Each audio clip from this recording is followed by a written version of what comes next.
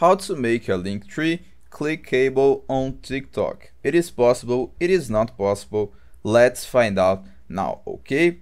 First of all, I will point out that I'm doing the process on mobile, but it's the same process, okay? The exact process on your computer. So the first thing you need to do is log into your TikTok and log into your account.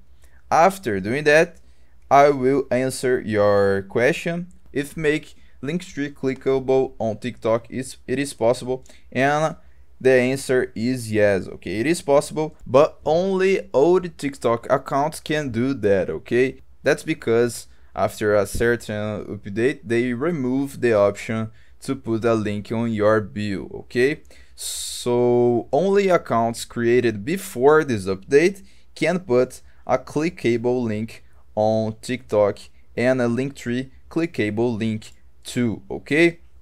But if you want to know if your account is old enough to make this process, you need to click on edit profile, come to your description, and here you will type your Linktree link, okay? Linktree.com. I will save and come to my profile again, and here you can see that my profile is not old enough to do this process, okay? That's the only way to put the link on your TikTok, okay?